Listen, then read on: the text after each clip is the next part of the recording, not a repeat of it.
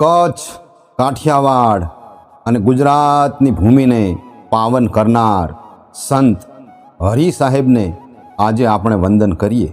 હિંગરીએ હરિ સાહેબ વસે, નગર નરેડી પાસ, મંદિર ભનાયા મહારાજજી, જતે સંત કિરેતા વાસ.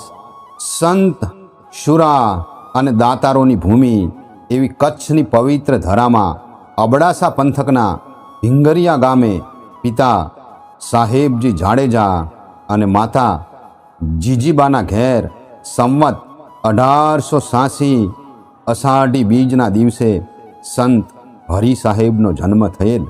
તેમના જન્મનું મૂળ નામ તો હકોજી જાડેજા. માતા પિતા બંને ધર્મપરાયણ અને ભક્તિભાવવાળા, તેથી બાળપણમાં જ ભક્તિના અંકુર ફૂટ્યા. કેવળ 3 વર્ષની બાળ વયે જ હકોજી પથ્થરનું આસન કરી, 2 હાથ જોડી, આંખો બંધ કરી ધ્યાન સાધનામાં બેસી જતા. યોગ્ય ઉંમર થતાં નિશાળે ભણવા બેસાડ્યા, પણ ભણવામાં મન લાગ્યું નહીં. કેવળ 9 વર્ષની ઉંમરે જ રહેઠાણની જગ્યામાં જ ભોંયરા જેવો ખાડો બનાવી ધ્યાન સાધનામાં બેસી જતા. માતા પિતાને ખ્યાલ આવી ગયો કે બાળ હકોજી કોઈ મહાન આત્મા છે. જેમ ગરવો ગિરનાર એટલે સાધુ, સંન્યાસી, યોગી, જતી, સતી, સિદ્ધો અને સંતો ભક્તોનો માનો ખોળો જ્યાં સિદ્ધ 84ના બેસણા છે, એવું જ પવિત્ર સ્થળ એટલે કચ્છનું ધીણોધાર, જ્યાં જટાધારી જોગીઓના બેસણા છે. હકોજી એ ધીણોધરની જગ્યાના યોગી સંત શંકરનાથ પાસે યોગ વિદ્યા ગ્રહણ કરી અને ભારતના તીર્થ ક્ષેત્રોની યાત્રા કરી. ત્યારબાદ સોરઠની ધરામાં આવેલું તીર્થ એટલે ખંભાળિયા ધામ, એ ખંભાળિયા જઈ ગુરુ ધારણ કરવા છે એવો મનમાં ભાવ જાગ્યો અને હકોજીના પગ અનાયાસે ખંભાળિયા તરફ ચાલતા થયા. ખંભાળિયા જઈ તીર્થભૂમિના દર્શન કર્યા. હકોજીની ઈશ્વર ભક્તિની તાલાવેલી અને ભાવના જોઈ ગુરુ ચરણ સાહેબે તેમને દીક્ષા આપી અને નામ આપ્યું હરિદાસ અને સાધનાનો માર્ગ દેખાડ્યો. આમ ગુરુ કૃપા અને ઈશ્વર કૃપાથી ભક્તિ અને સાધનાના પંથે ડગ માંડ્યા.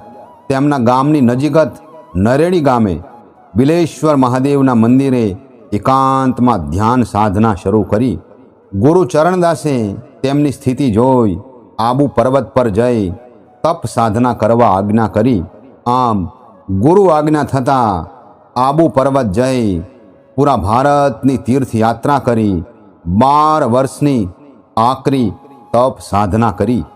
ગુરુ કૃપા અને તપ સાધનાના ફળ સ્વરૂપ સતના દર્શન થયા અને સંબોધિની ઘટના ઘટી ગઈ.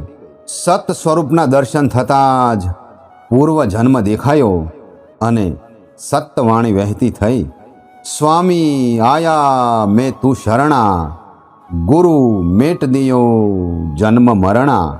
ભવસાગર મેં જીવ વહેતો તો, મોહ માયાની જાળમાં રહેતો તો.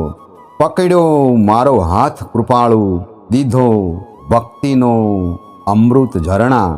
કામ ક્રોધ મદ લોભ નિવાર્યા, સદગુરુ તમે મારા કારજ સુધાર્યા. અંતર ખોલી દીધું અજવાળું, ભાંગ્યા મનના સઘળા ભ્રમણા. કોટી જન્મના પાપ નિવાર્યા, શરણાગતને તમે ઉગાર્યા. ચરણ કમળમાં શીશ નમાવું, સફળ થયા મારા મનખા દેહના વર્ણા. દાસ હરિ ગુરુ ગુણ ગાવે, સદગુરુ ચરણોમાં મુક્તિ પાવે. હિંગરિયાના ચોકમાં બેસી અખંડ જલાવી જ્યોત અચરણા. સ્વામી આયા મેં તુમ શરણા, ગુરુ મેટ દિયો જન્મ મરણા. આમ ગુરુ આદેશથી પોતાના માદરે વતન હિંગરિયા મુકામે સતની ધૂણી ધખાવી.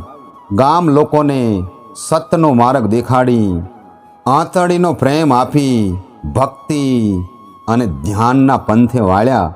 તેથી ગામ લોકો પ્રેમથી તેમને હરિ સાહેબ કહેતા. સિદ્ધિ અને ધ્યાન સાધનાની ટોચે પહોંચેલા યોગી સંત હરિ સાહેબ કહેતા. શરાબ માંસ મદિરાથી દૂર રહેવું, જુગાર રમવું નહીં, સાચા સદગુરુના શરણે રહી સાધના ભક્તિ કરવી, દૂધના બહાને કોઈ સાધુ સંતની જાત પૂછવી નહીં, બાનું ક્યારે ધારણ કર્યું છે એવા પ્રશ્નો પૂછવા નહીં. મારો ભેખ એ આજનો નથી, એને તો 4 યુગ થઈ ગયા છે. પ્રસિદ્ધિ માટે પેંતરા રચતા નહીં, પ્રસિદ્ધિ એ તો ફાંસી છે. સાચા ભેખધારીની ઠેકડી ઉડાડતા નહીં. અનધિકારી અને અધૂરિયા પાસે યોગના અનુભવની વાતો કરતા નહીં. ફળ પાકી ગયા પછી ઝાડને આપોઆપ એ છોડી દેશે. એવી જ રીતે યોગ પરિપૂર્ણ થયા બાદ વિકારો એની મેળે ખરી પડે છે. હૃદય પ્રભુના પ્રેમથી રંગી દેજો. અંદરથી રંગાયા પછી ગમે તેવા વસ્ત્રમાં સુંદર લાગશો. ભજન અને ભક્તિ વગરના ભેખથી ભૂંડા લાગશો. પ્રારબ્ધ કર્મ તો જ્ઞાની, ધ્યાની, યોગી, તપસ્વી, સંસારી સર્વેએ ભોગવવા જ પડે છે. કાયરતા રાખે એ સાધુ નહીં, કાયરતા એ તો પતનની નિશાની છે. જ્યાં કોઈ સાધુ મહાત્માઓની સમાધિ હોય અથવા જ્ઞાની પુરુષોનો સત્સંગ થતો હોય તેમને વંદન કરજો. ધ્યાન, સ્મરણ, ભક્તિ એ જ જન્મ મરણના ફેરામાંથી છૂટવાની દવા છે. આમ અનેક ભાવિક ભક્તોને સતવાણી, સત્કર્મ દ્વારા સતનો માર્ગ દેખાડનાર સંત હરિ સાહેબે શિષ્ય દયાળદાસને બહાર ગામ મોકલી સંવત 1989ના પોષ સુદ 9ના દિવસે મહાપ્રયાણ કર્યું અને ભગવાનમાં ભળી ગયા. સત ધર્મની જ્યોતને સદાય જલતી રાખનાર પરમ સંત હરિ સાહેબને આજે આપણે ભાવથી વંદન કરીએ.